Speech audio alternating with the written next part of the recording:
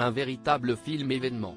Ultra populaire en Italie, Il reste encore demain, qui raconte l'histoire d'une femme qui vit le patriarcat et les violences conjugales dans les années 40, s'apprête à débarquer dans les salles obscures en France ce mercredi. Pour la plus grande joie de sa réalisatrice, Paola Cortellesi. Particulièrement connue dans son pays, la jeune femme, également humoriste, voit sa notoriété grandir peu à peu.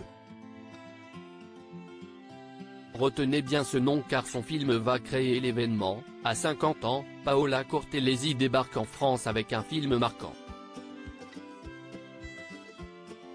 Racontant le patriarcat et notamment les violences conjugales dans les années 40 à Rome, dans une histoire inspirée notamment de sa mère et de sa grand-mère, la jeune femme signe avec Il reste encore demain l'un des films les plus réussis de ce début d'année. Un film qui a déjà un grand succès en Italie, avec plus de 5 millions d'entrées, il a créé un événement et lancé un débat sur les violences conjugales et les féminicides dans le pays. Pour le plus grand bonheur de sa réalisatrice, qui savoure son succès. Il faut dire qu'en 25 ans de carrière, elle a bien plus souvent été saluée pour des comédies légères et populaires que pour des drames. Un passé comique né à Rome en 1973, la toute jeune quinquagénaire se fait notamment connaître en faisant des sketchs sur la Rai, la télévision publique italienne, au début des années 2000. Avec ses perruques, elle imite Céline Dion et Britney Spears, avant de débuter sa carrière au cinéma dans des films toujours plutôt humoristiques.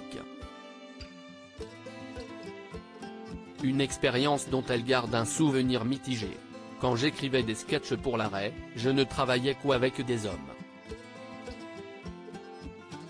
Parfois, je proposais une idée et ils se regardaient entre eux pour décider, s'est-elle notamment souvenue pour nos consoeurs de Libération.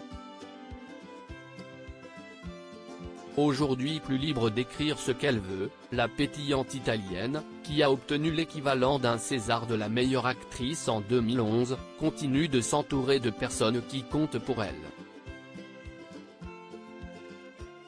À ses côtés depuis 30 ans, l'acteur Valerio Mastandrea, qui fut son compagnon, joue le mari tyrannique de son premier film. J'admire sa capacité à trouver le public. Si est une machine, elle est hyper méthodique. Et on rigole tout le temps, raconte-t-il quant à lui. Son mari actuel, Riccardo Milani, également réalisateur et scénariste, écrit à ses côtés.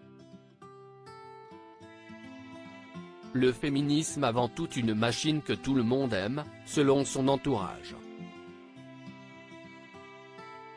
La preuve, si elle se définit orientée à gauche, il a suffi qu'elle appelle la première ministre d'extrême droite, Giorgia Meloni, à réagir à son film pour que celle-ci salue publiquement un film courageux et renforce les sanctions contre les harceleurs.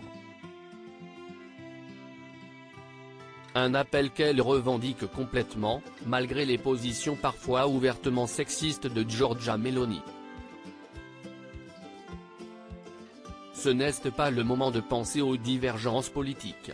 Pour la première fois, une femme est à la tête de l'État et nous avons ce dénominateur en commun, être des femmes, argumente-t-elle.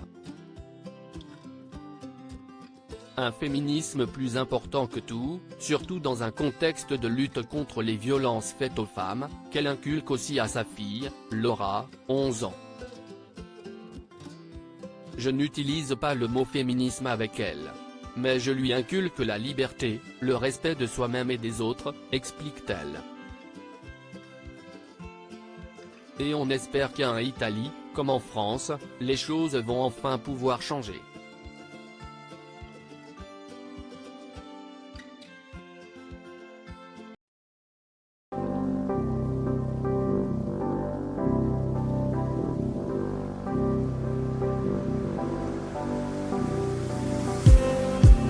Just need